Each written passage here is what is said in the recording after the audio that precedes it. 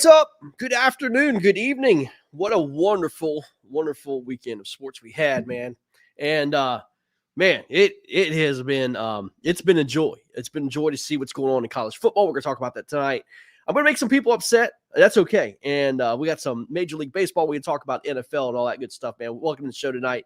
Man, it's just gonna be a good show, good topic being talked about, and I'm gonna get my boy Mr. Sam Kales on with us. What's going on, brother? What's up, buddy? And it's time, dude. It's another show.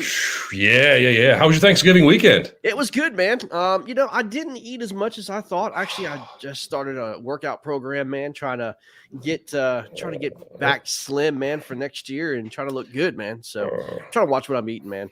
So I guess I move enough. I ate you do, not me, man. I ate a ton on Thanksgiving, and the pants fit a little bit tighter today, but I'll get by. I always gain a few pounds from Thanksgiving, Christmas, New Year's. Then come summertime, I just don't eat working outside. For sure. So it all comes off then. So, well, man, we had a big weekend, man. First of all, last week's show was absolutely outstanding. That was awesome. That was awesome to see Locker out there, man, and everything he's said and did, and I just appreciate that, man. I really do for him coming on the show like that, like he did, and I was in heaven, bro. He was a supremely awesome guest, and I think that we were only supposed to have him for a short period of time, and ended up.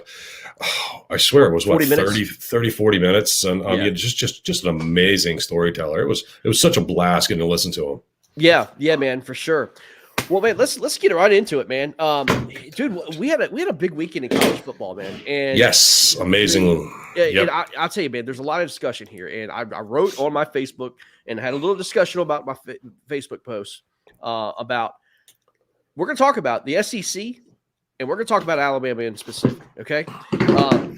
I'm here, and you can take either side if you want to, but I'm here to tell you the SEC is not the SEC of old. The SEC that we see this year is not the dominating conference. Now, look, y'all people in the South can argue me with all you want to, man, but I'm going to show you some things, and I'm sure Sam's got some stats, and he's been working on this all this stuff, but. Let's just get right to it, man. Let's just get right to it. I'm going to show you guys some things right now. Let's just get right to it, okay? Let's look at the SEC, the Southeastern Conference, both the East and the West, and let's see how they stack up, okay?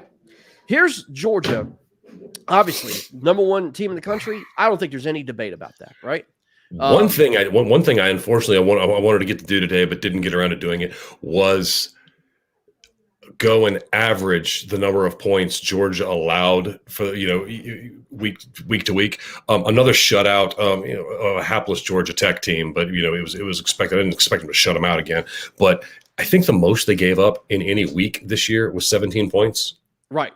They were, and I think that they won even the game they gave up 17. They won it handily. There was no question that Georgia. Yeah, I would almost say the best college football team ever. It's going to take some research to go back and look at some of those teams.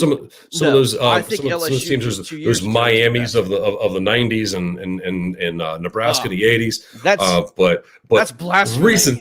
Recency bias, I guess you will say. Oh no chance, man. I mean, you had. What was it? Nebraska back in 90. They're not even the best defense ever. I mean, I think they're fifth best defense. Really? This Georgia team, and again, we're going to go over this, man. They're not even close. They're not even close to the best team ever. I mean, it's not even a discussion. But look. I want to show you something, guys. The SEC. Obviously, you have Georgia and you have Alabama, and then you have everybody else. Okay. Look who's second. Kentucky. Like I said, it was going to happen. Kentucky was going to be second in the East, but they're a 5-3 team. Tennessee, 4-4. Missouri, South Carolina, Florida, Vanderbilt. They're just not good. And then you have Alabama, Mississippi, Arkansas, Texas A&M, Mississippi State, Auburn, and LSU. Okay, it's look at these records, man. Look at these records. That's something that caught my eye, that I was looking at and doing some research and some adding and things like that. And have you ever heard the Mark Twain quote? there are three kinds of lies: lies, damned lies, and statistics. Right, and you can make a statistic but that's some of the stuff that I've got here, and it's really interesting because on one, I can look at it from one point of view, and the SEC is mediocre to not good, and I can look at another something and show you that the SEC is pretty darn good. So going on your point there of some of the records of the teams, 14 SEC teams, okay, one SEC team has a losing record. 5 teams are 500. So 500 or worse, 6 teams. The SEC also has 6 ranked teams. So that's an atrocity, by the way. That's subjective. Texas A&M shouldn't be. So that's a funny thing to look Neither at. Should Arkansas. Yeah, 6 ranked teams and 6 teams 500 or worse. It's not. It's the records of your let's see, where are they? That's the other sheet of paper here. So SEC teams are ranked 1, 4, 8, 23, 24, 25. Okay, I call the basically 15 and below the filler list, right? I don't even want to talk about the bottom.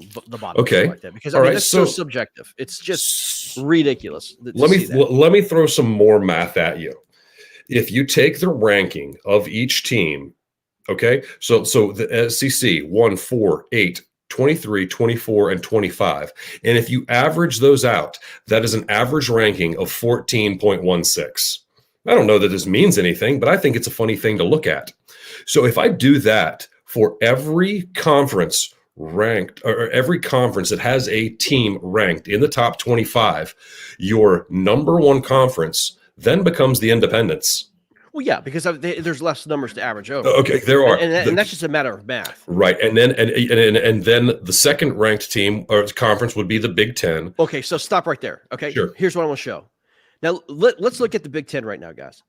This is the we showed the SEC. Now look, you've got Alabama and Georgia and everybody else. Okay. Now, I want you guys to see this. This is the Big Ten rankings. You've got a slaughterhouse of good teams, okay? Look here. Michigan, Ohio State, Michigan State, Penn State, and then you've got Iowa and Wisconsin, okay? Their overall, I mean, look, their overall standings, guys, is a lot more solid in the Big Ten with the bigger, heavier tier teams than the SEC.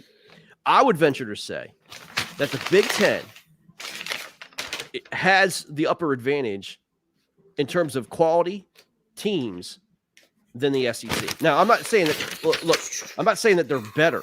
I'm just saying. Look, you've got to have, you've got to look at all this in an overall standpoint. I would give me Michigan, Ohio State, and Iowa, and Michigan State and Penn State over 2 SEC teams. You got to look at.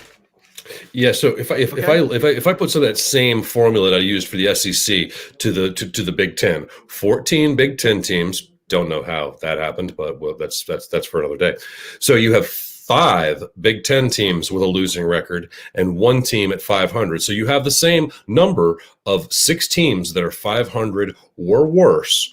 But the Big Ten only has 4 ranked teams, but those 4 rankings are number 2, number 7, number 11, and number 15. Correct. So that's higher, and so that brings those. You're not a 23, 24, 25 like Arkansas, A&M, and Kentucky. So the cream of the Big Ten is better. I think overall. No, I think it's overall. I think again, there's more quality teams in the. I think I'm sorry, Big Ten. In the Big Ten, I think there's more quality teams in the Big Ten than just your top tier teams in the SEC. Okay, and again, if you're going to take Georgia and Alabama to hold your candlesticks for the conference, then so be it. But and then everybody else is trash. But you still have to stand with Vandy and Kentucky. You do. I mean, who's always been the bottom of the bunch. If you're Florida, do you care one bit about going to Kentucky to play? No, not at all. If you are Michigan State, how much does Michigan State like going to Wisconsin to play? Right. The places, the venues you have to play in the Big Ten are way tougher than some of the places in the SEC. There's some SEC teams that are getting better, and I think Arkansas could be a team on the rise. We saw that with Michigan today. Saturday. We saw that with Michigan. 100,000 screaming fans, on top of you. Against Ohio State, which is a loathsome hate towards one another. There's no doubt about it. I mean, there's absolute hate towards these teams. But I mean, that's neither here nor there. Now, guys, I'm going to show you this real quick. Here's the AP poll rankings. Okay, this just came out today. Georgia number 1. Okay, no question. Okay, but here's what I want to show you guys. Okay, again, I'm not going to poo-poo on Georgia, but I do want you to see this. Okay, here's their schedule.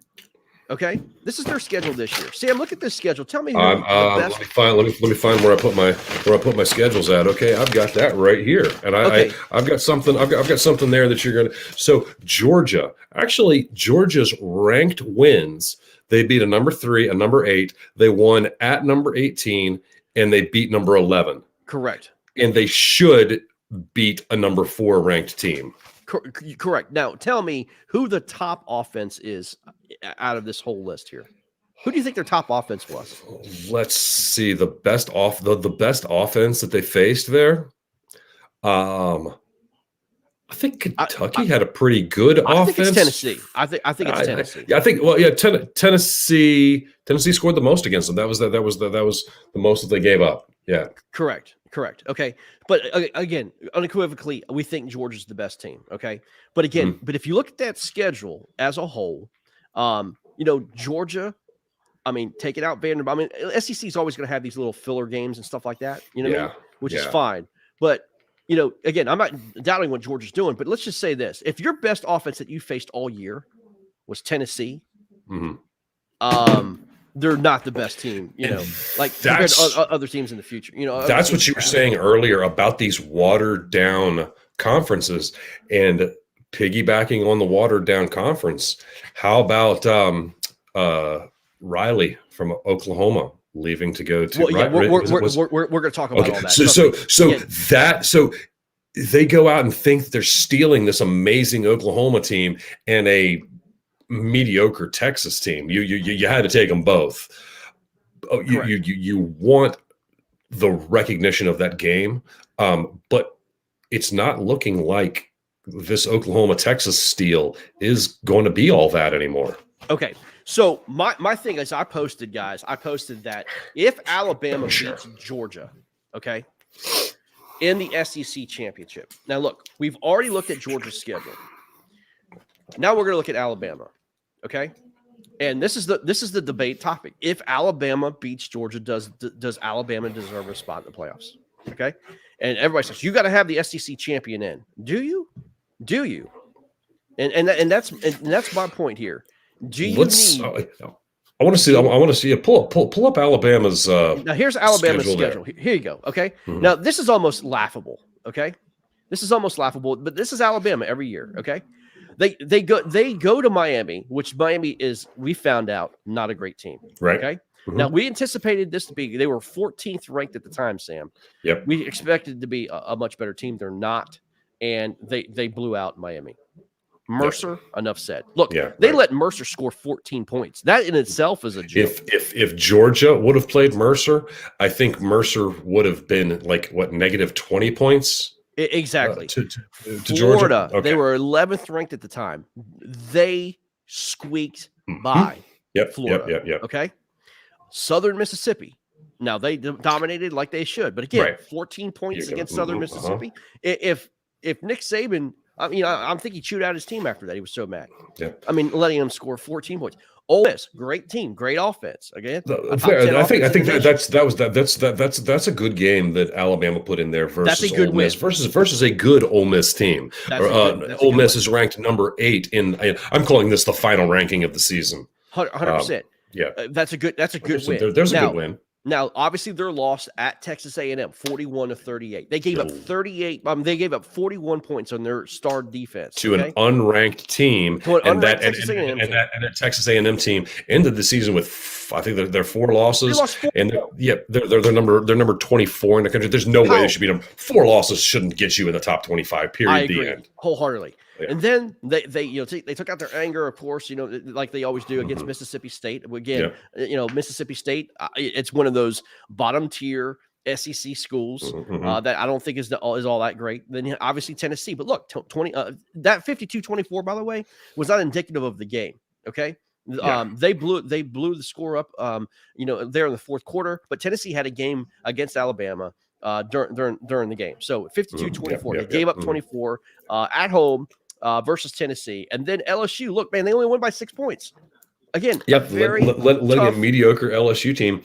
And I think that was the time when LSU was going through their coaching stuff. Yeah, exactly. there as well. So I mean, that with what was going on with LSU, that should have been more like a 38-14 game. But they let them in. But they let the door in. And then New Mexico State, obviously that's a joke. It's I can't even believe they even put that on the schedule. That's a joke. Right. Arkansas, which again, Arkansas almost came back and beat them. Yep, that game was way closer than that score. At home, and then this past weekend, which to me, this weekend, I know what the score says. Alabama lost this game. You know what I mean? Oh, I'm totally with you. And so here's the deal.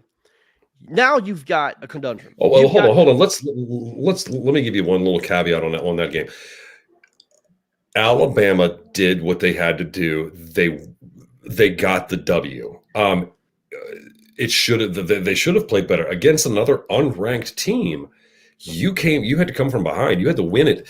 Tie it there toward the end, and it takes you 4 overtimes. And the overtime rules of college football are just that's a joke. But again, it is. So you saw the quality that Alabama has, right? You saw the quality or lack thereof of quality that they've been playing this year. My argument is this: Georgia, number 1 team, but I already showed you what their schedule looked like. Their best offense that they had played and their vaulted defense was really Tennessee. Okay? So, yeah, they're good. And I'm not, again, I don't want to poo-poo on Georgia. But honestly, if Alabama beats Georgia, is it really that good a grade of a quality win? Georgia, I'm looking at 4 ranked wins for Georgia. Georgia has 4 ranked wins. Alabama has 4 ranked wins. Although Georgia's wins were against better quality teams, but then Alabama has that poor loss and 6. There's 6 bad games that Alabama played. Okay, so if Alabama goes and beats Georgia, you don't want to put Alabama in. Would you have Georgia in? Oh yes, would you leave the SEC out? I would have Georgia in because Georgia's overall conference, is their overall schedule and the way they have won. Again, I'm a big believer in show points. You know what I mean? Show me. I mean, they've had the most dominating defense all year. They've had the best team all year. They can only play the teams that's on their schedule. But Georgia, I mean, they can't do anything about who's ranked and who's not ranked during their schedule process, and neither can Alabama. But the fact of the matter is, Georgia has dominated teams that are subpar. Is what I'm just trying to say. Okay, if they lose to Alabama, I believe Georgia goes down to 3. Okay. Now, the thing is this: Alabama's at 4 right now. Okay. Does Alabama deserve this spot? Does Alabama deserve in the AP top 25 after their performance, what they happen to have at Auburn? They already dropped 1 spot, by the way. They were at 3. They already dropped 1 spot. My question to you, Sam, is this: does Oklahoma State, who beat Oklahoma, or a Notre Dame deserve that spot over in Alabama, knowing the fact that you've seen what they can do in the last two games? I've gone back and forth. Last week, I would have said an Alabama loss to Georgia in the SEC championship puts Notre Dame in, but Oklahoma State has, and Oklahoma State has to play Baylor this weekend, which is a quality, which would be a huge win, like a very, very good win. So your scenario, you're having Alabama beating Georgia. No, here's my deal. Right. Here's my deal. I'm gonna flat out say it. The SEC is overrated. The SEC and the bias of the SEC in this committee is living on history. They're living on the fathom of the SEC being the greatest conference, and this super conference coming up, with Texas and Oklahoma now solidifying this conference. This conference is not good. Okay, this conference, the SEC, is not good. The Big Ten's better. The Big Ten all the way around. I showed you the overall results. I've showed you give me a Michigan, Ohio State, a Penn State, a Wisconsin, and Iowa over two bread butters of Georgia and Alabama. Okay, and it's everybody else. It's Georgia, Alabama, than everybody else. The Big Ten deserves that spot. Michigan deserves that spot. Now, look, Ohio State has already lost two. Ohio State's out of contention for the playoff. They're out of contention. They're going to the Citrus Bowl or wherever they're going. I mean, that's fine. But why do you have to have two SEC teams in this playoff when you have a much more deserving spot that you could give in Oklahoma State or even in Notre Dame? Okay, I'm not a Notre Dame fan, guys. I'm not. I believe that conference championships matter. Notre Dame doesn't have a conference championship, but I can make the call to Notre Dame because here's the deal: Notre Dame's only loss, Sam, was a ranked number 3 spot Cincinnati early in their season. Yeah. Those like 3 or 4, something like that. That's their only loss, and they haven't played a bad game since. Okay? They have again. Their schedule doesn't give them a lot of quality wins. I'm calling a quality win when you go and beat a ranked opponent. They've only beat one ranked opponent. Think like the committee. Okay. Mm-hmm. Okay. Is there an Alabama fatigue? Yes. I'm thinking nationwide, maybe yes. Nationwide. Now listen, Alabama. The state of Alabama will say no way. But I'll tell you what, I'm tired of seeing Alabama, man. Give somebody else a spot. You know what I mean? Here's the deal. Like Notre Dame, believe it or not, has a bigger following nationwide than Alabama. I know Alabama doesn't want to hear that. No, they don't. No. There's a lot more Catholics out there than there are Baptists. Right, yeah, you have to when you have to accept the truths. That's what it is. Notre Dame is the biggest football team in the country, regardless of the game quality. Okay, regardless of the game quality, you got to think like the NCAA. You got to think business. What is going to draw more viewers to the TV? If Georgia drops, you get Michigan 1. Would you not want to see Michigan Notre Dame in the first round of the playoffs rather than Michigan Alabama? Michigan Notre Dame.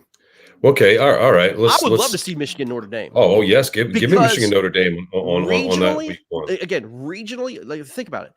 The population of Michigan, Ohio, Illinois, the Chicago area, around that area, way more dominates population-wise. There's going to be more eyes on the screen because of that local TV market, as well as all the Northeast. I want to see a Michigan Notre Dame game in the snow or something like that, rather than a Michigan Alabama. Don't they? Yeah, they do. But you hear me out.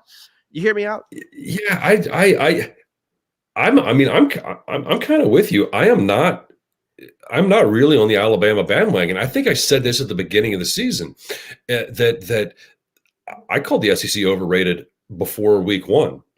And if you just follow the ranked teams as they move up and down, it's because the SEC they play each other and they beat up on each other. Well, you chose to do this. You have to win games. Yes. You shouldn't have an 8-4 team. An 8-4 team doesn't deserve to be ranked anywhere.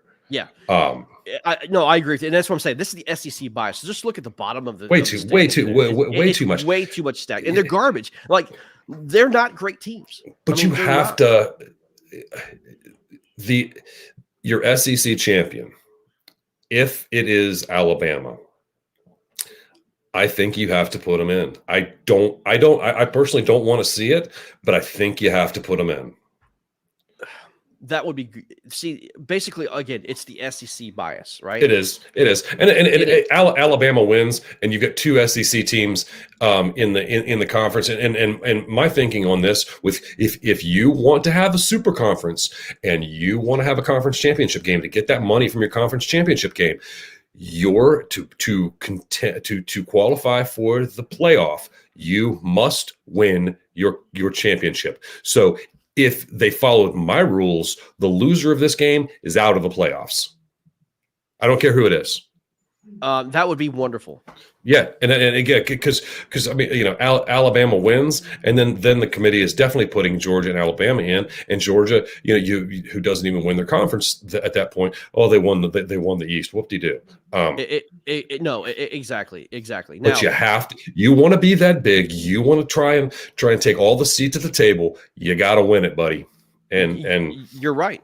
You're exactly right. Now I'm looking at I'm going to show you another school here that has, I think, an argument just as much. And they moved up two spots, and that's Oklahoma State, right? Mm-hmm. Oklahoma State makes a great argument for them being in that spot. Here's their schedule, guys. Here's what they did. Now compare this to Alabama, okay? Here's what they did. Obviously, Missouri State, Tulsa, Boise State. At Boise State is a quality win, okay? Mm-hmm. Yeah. On the blue turf, they went to Boise State and won. They also beat a ranked Kansas State, a ranked Baylor, a ranked Texas. Okay, they also went to West Virginia. 3 weeks in a row there. Exactly. Then they went to West Virginia, which is not easy, Sam, as you know, and just turn West Virginia out 2-3. They went to and then they placed TCU 63-17. And look at these two quality wins here. I mean, they blew out Texas Tech, and then they just beat the number 10 Oklahoma. Okay, your close loss to Iowa there on the road at Iowa State rather.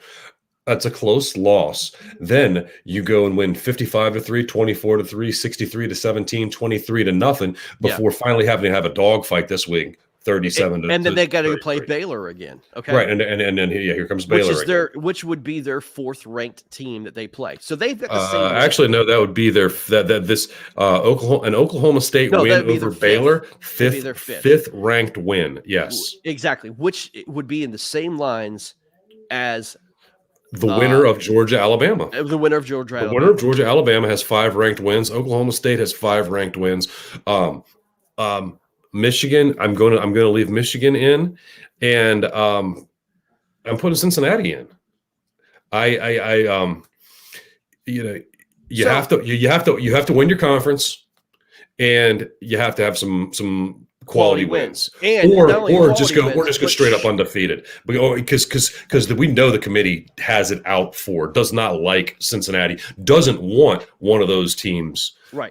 In the American Athletic Conference it's team. not just quality wins, Sam. You also have the show me points, right? Mm-hmm. Alabama has failed in the show me point area, okay? They have allowed mediocre teams to run roughshod, even though in their victories, they run roughshod over them.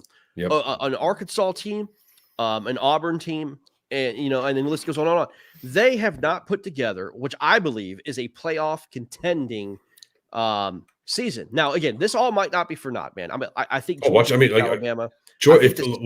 But I mean, this is why I love college football more than the NFL, because we can sit here and debate this. If we're sitting here after last week of the NFL season, we're sitting here looking at it. Here's our playoff teams. That's it. It's decided by record. But you have this debate in college football, and that's why I love it so much. Correct. So let's say Alabama beats Georgia. Is it Iowa, Notre playing Michigan?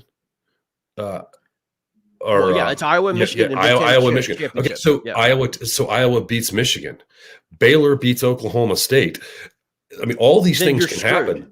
It's going to look terrible. Screwed, right? Because then you're going to get Georgia, Alabama, you have to have Cincinnati, Notre Dame. At that point, Notre Dame. But that's not a bad 4 as a playoff. As your 4 playoff teams. Again, I think if you're the NCAA, it's not about fairness here, guys. I mean, here's the deal: fairness is money, okay, in the pockets of these guys. There is an Alabama fatigue, like it or not. And again, everybody, I could look at it and say, look, this team is not the same Alabama's teams in the past. They're not a great team. And again, they've skated by. They've had a lackluster schedule. They've really allowed lackluster teams challenge them. And in various different ways. Now, here's what's funny about this, okay? Somebody told me this. Oh, they're ranked 7th in the offense and they're ranked 7th in defense. Look at their schedule. I just pulled up the SEC schedule. I just pulled up their rankings and their wins. It is not as hard. The SEC was not as dominant this year than times past. That dominance goes to the Big Ten. That was a slaughterhouse. And I believe Michigan, it should be ranked number 2. Now, honestly, if looking at their schedule and look where they had to go through and everything else, I think they're up there with Georgia. The way they're playing right now. The way they're playing right now. Yeah, you have to – this is another college football thing. You can lose at the right time. Yes. Early, whereas Michigan was making inroads very, very early in the season, and then their Michigan State game came, which was not a bad loss. That was a very close game on the road at Michigan State, rivalry game. You know when you lose that by a close margin, it's not that bad of a loss. Right. Exactly. Everybody else sitting there with a loss, that would be Michigan lost on the road to the number 8 team at the time, and Notre Dame lost to the number 7 team at home. Everybody else, Georgia, Michigan, Cincinnati don't have losses. Alabama lost to an unranked team, and Oklahoma State also lost to an unranked team. Right. Both of those were on the road, but I just think that Michigan and what they had to go through in the Big Ten a lot tougher. I mean, look, I'm looking at it here. Here's on the road at Wisconsin, on the road at Nebraska, that Michigan State game, on the road at Penn State, on the road at Maryland, which is probably more of a home game. But why does Maryland have a football team? Because that's a topic for another show. Yes. Yeah. Well, yeah. Poor Maryland. And then that was a drubbing. That was 8 years of frustration that was taken out on Ohio State this weekend. Right. Yeah. Anyway, I think I've made the point. And again, there's a lot of people are going to agree with me. But here's the deal. I guarantee you, the people who are going to be disagreeing with me are the guys who are SEC guys, and they can't face the fact that the SEC was not great this year. You know what I mean? Because it's SEC or not. I'm with you. I totally agree. Yeah. Another big news, guys, in college football. I mean, big news. Lincoln Riley from Oklahoma gets his butt smacked from Oklahoma State. Gets out of that school. I mean, he got up in the press conference, Sam, and he says, "Hey, I just want to squash this ordeal. I'm not going to LSU." Well, no one was dumb enough to follow up the question and say, "Hey, you're not going to LSU, then where are you going?" The rumors out there say that there's been rumblings that Lincoln Riley and Oklahoma have been at it, here in the last year or two, and there's been bad relationships, bad blood, and everything else. And I don't think he really appreciated the fact that Oklahoma went to the SEC. Now, Sam, I'm going to ask you a question. Yep. Was this move by Lincoln Riley going to the Pac-12 or whatever they're going to call it now, and USC, was that a coward move because they're going to the SEC, can't handle the heat? Yeah, I kind of think so. You're going to have to face that murderer's row in the SEC year after year after year after year, or go to a school that can recruit nationally in USC and face a poor Pac-10 team. A couple years there, and it could be going very well for USC. And I liked when you've got a good Pac-10 team, like a USC or a UCLA. So some of those teams are up there. I think when you spread the game out nationwide, like as we're talking about the best 6 teams in the country, only one of them is west of the Mississippi, Oklahoma State. Right. So bring that West Coast fandom in. Because it's not going to be Oregon that brings them in. It's USC, UCLA, and so going within to not face the heat of the SEC and take on some of the powder puffs of the Pac-12. Yeah, kind of maybe a little bit of a coward move. Now, rumor has it USC's paying him over close to $10 million a year to be their okay, coach. for $10 million a year, you can call me a coward all day, every day. That's, I think, what happened. I think, everybody's pointing to the money talks. But here's the thing too, Sam. They were talking about, a lot of these, like, Urban Meyer going back to college and everything else. And then here's another rumor that we're hearing. Okay. We're hearing Cliff Kingsbury from the Arizona Cardinals could be leaving his position this year and going to Oklahoma. Arizona, some things you kind of caught lightning in a bottle there. I don't think that's going to continue for years, but you can go to Oklahoma and 10 winning seasons, and kids would love to come and play for a former college coach. Well, let me ask you this. Would you rather be a college coach in some podunk town and state like Oklahoma, let's say, not Arizona or not an NFL city, where you have to face players that, that won't listen to you, don't care, beat to their own drum? I mean, most of them are, just very difficult to deal with. Or would you rather be the king of that city, making more money? Now, colleges are paying more, $10 million. Tell me a coach right now in the NFL, other than John Gruden, who just got fired, making $10 million a year. There isn't. And what's the job security in the NFL versus college?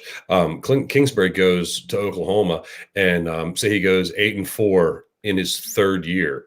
He's going to come back for a fourth year. Yes, and he goes, in the NFL, if he doesn't make the playoffs, he's fired. You don't make the playoffs in two straight years. Yeah, you're out. Exactly. No, I would absolutely love to be the coach in one of these smaller towns. That's the great thing about college towns. There are these little small towns. Other rumors going around, man. You've got Lane Kiffin. That's being touted. He's an Ole Miss coach right now, being touted to Miami. To go be the coach at Miami. I don't know.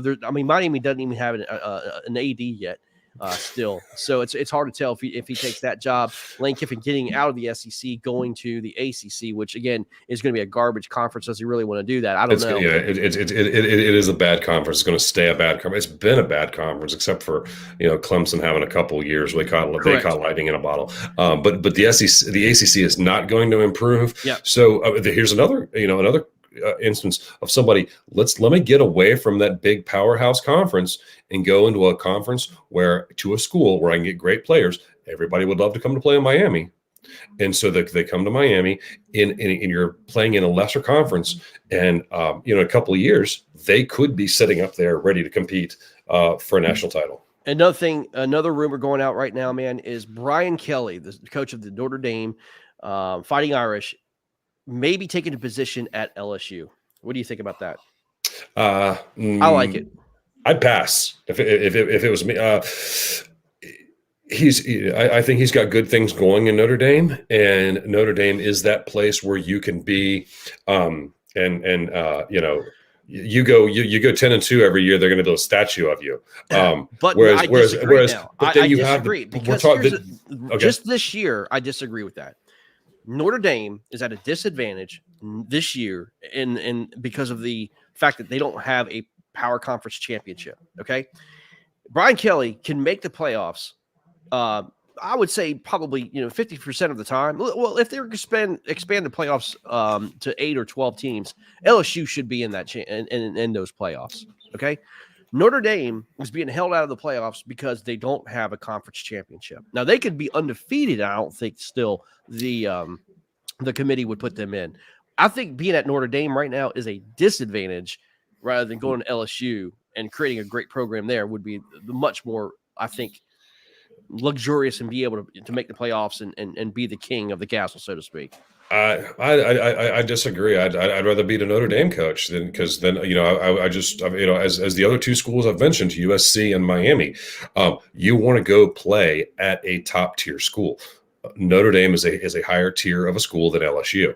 I would rather, I'd rather my kid be going to play football at Notre Dame. I completely disagree. But there's this rumor floats all the time, and I see it, and I hear it all over the places that Notre Dame is finally going to join a conference, and Notre Dame's going to go somewhere, and it may actually happen. NBC does not cover college football with the exception of Notre Dame. That was an old contract. That was a 20-year contract. And that's costing expire. That's costing NBC a ton of money. As soon as that is gone, Notre Dame has to go to a conference. They're gonna find a conference. They have no choice, or create their own, or whatever they're gonna do. Yeah, and I think I've heard that there's this weird thing because doesn't Notre Dame play in the ACC in basketball? Mm-hmm. Yeah, so it's the football team. They're offered to the ACC first, but I think a lot of that too is the ACC, who has the little brother syndrome, and they always want to be better and seem better than they are. And they're like, we'll get Notre Dame one day. We'll get Notre Dame one day. Yeah. I've heard it for 10 years. You don't have Notre Dame yet. Yeah, no. So it's but when Notre Dame does join a conference, I mean, Notre Dame in the ACC this year, they would have walked through it and maybe stole a couple more quality wins. Yeah. Well, as I said, I mean, it's going to be interesting to see how this all shakes out, man. A lot of these the coaching moves are insane, and I saw that Oklahoma already has 5 players who've rescinded. They're following coach down to USC. They're going to SC. Which again, that's a new rule. And they don't have to wait that year to sit out. Good for the play. That was something that I think hogtied the players, and I wasn't a fan of. Yeah, I agree. I mean, it's a free country. You should be able to do whatever you want to, guys. I mean, that's just huge. But again, college football is a mess right now. Like you're talking about, man. I mean, if Alabama, if Georgia, Michigan, and Oklahoma State, and Cincinnati has to play. How about Georgia, Michigan, Cincinnati, Oklahoma State all losing this weekend? If they then all what lose, do you do? It's Armageddon. It's Armageddon. Exactly. It's going to be Armageddon. So it's going to be interesting. But again, some nation. I think the SEC is overrated. I think Alabama. Everybody has an Alabama fatigue, and quite frankly, when it comes right down to it, money talks. And again, it's whatever's going to bring more eyes on the set. Now, I think Oklahoma State is a deserving team on there. But again, how's the committee going to shape things out? And the quality of wins, they're going to have to look at this. They're going to have to look at this and say, look, does Alabama deserve, with the quality of play, do they deserve that spot? Who knows, man? Who knows? And knowing how the committee has acted for a few years, of course they're going to put Alabama in there. Of course they will. Mm-hmm. All right, so guys, that's college football. We're moving on. Big moves, Sam. Big moves in Major League Baseball. Man, let's talk about our boy Max Scherzer, 37 years old, getting paid, dude. He is going to the Mets. I think it's a $175 million contract. No, I think it was bigger than that. When I saw it, I sent it to you first thing today. 3 years, 130. Okay, yeah, you were right. It's a 43.3 annual value. Do you realize this number? He makes more money. He's going to make more money next year than 3 Major League Baseball teams has as total payroll. It's insanity. Man. Yeah. But Max Scherzer, man, hey, good on you, man. $40 million a year. I mean, look, here's the deal. He'll finish this contract, but he won't be effective. But you now have DeGrom and Scherzer. Again, we're kind of living off the past. Can Scherzer put this kind of year together next year against? I mean, look, the Braves are defending World Series champions.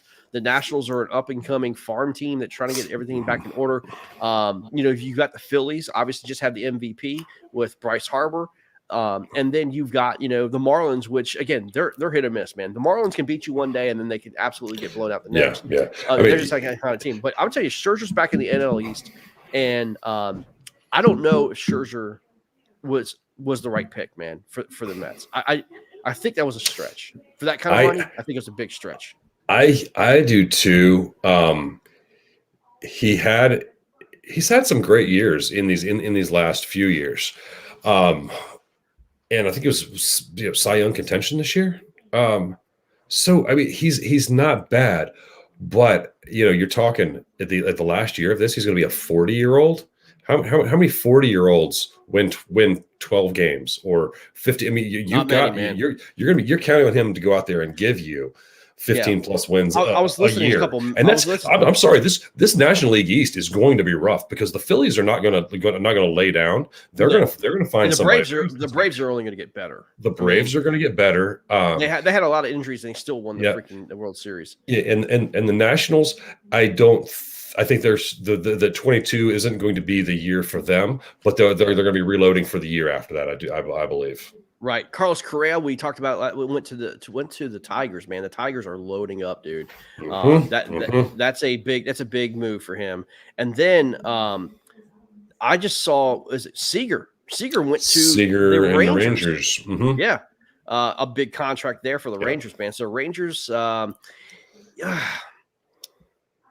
Here's the deal. Corey Seager, $325 million. And let's be honest, he got a spot taken by Trey Turner, dude. I don't like the idea of paying shortstops these amazingly huge contracts. The shortstop, he's taking a beating out there playing defense every game. The shortstop's bodies don't hang in unless you're Ozzie Smith for 20 some years. It's a 10-year contract, dude. Yeah, that's and it's guaranteed, man. Yep. Seager's 27, so he's gonna be 30. You're gonna be trotting out a 37-year-old shortstop, and he's either gonna be 37 and can barely move, or he's gonna be 37 and he's collecting what 325, $32.5 million a year from you at 37. Correct. Listen, he in the beginning of 2021, he was a 265 hitter. You just paid $325 million for a shortstop for 10 years that went hot and cold. And again, I told you he had injury last year, and Trey Turner took his spot. I think that's a reach, man. I mean, that's just kind of ridiculous money's being thrown out. What's Turner going to get paid? That's a great question. Where's Trey Turner going to go? Is he going to stay with the Dodgers? He's got another year with the Dodgers here, right?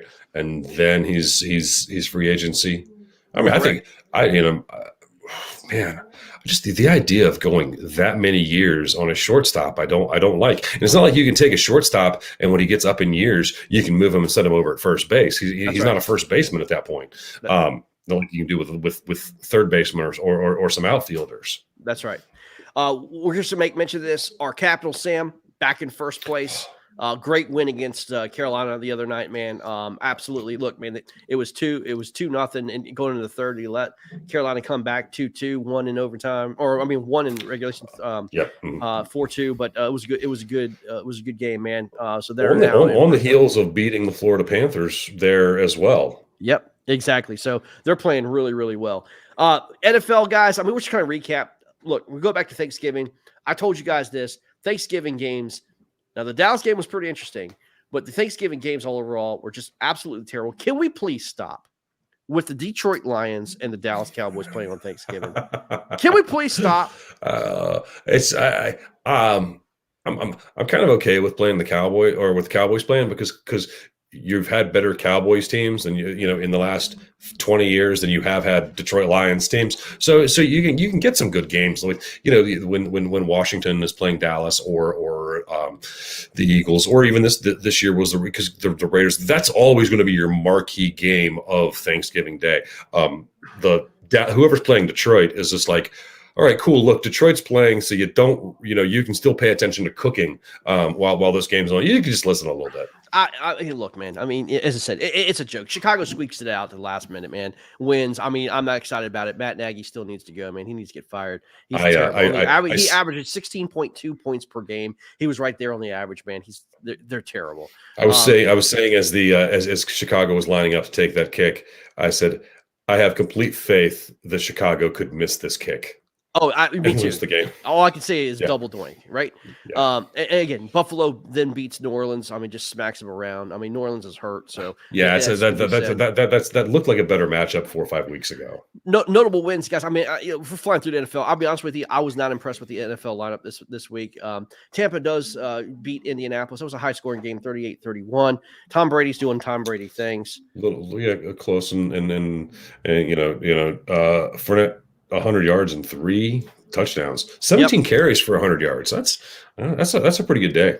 All is good in the world. New England's now at top of the AFC East. They absolutely dominated the Tennessee Titans 36-13. Hey, breaking news: Mac Jones is good. Oh yeah. Belichick has another good quarterback. Yeah, it's going to be dangerous, and their defense is playing lights out. So yeah, it's been pretty good. Denver actually gets a pretty good win over the Chargers, 28-13 at home. And I will say this is the game of the week: Green Bay Packers and Los Angeles Rams. By the way, Green Bay wins against the Rams 36-28, but Odell Beckham Jr., since he's arrived with the Rams, is now 0-3. They're out 0-3. Good. So it was really Baker Mayfield's problem. I saw some stuff watching that game. You had 2 long Matt Stafford passes that the defense for Green Bay did not see coming, couldn't defend. There Jefferson, were 5 touchdowns, 250 50 plus yard touchdown strikes that Stafford threw. Defensively, there may be some stuff there with Green Bay that some teams could start to pick away at. Yep. Another emerging team. I mean, it's coming out of the grave, man. It's been San Francisco, man. They won 34-26. They're playing good ball, man. So San Francisco could be a team to contend with, man. Again, I think the playoffs are wide open, man. The NFC, especially in the NFC. It's going to be interesting. And again, a terrible game last night. I mean, dude, it was a terrible ball game. Baltimore with I think Lamar Jackson threw 3 interceptions against Cleveland, and Cleveland could still not score against Baltimore at Baltimore 16-10. I'll be honest with you, man, that game was just awful. But yeah, well, you want to talk awful performances? I think I saw that Tannehill threw for 91 yards against the Patriots. There's something going on with that Patriots defense too. So you have Dallas not exactly running away with the East here now.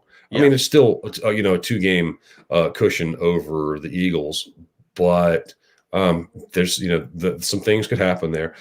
Green Bay has just about finished the North off.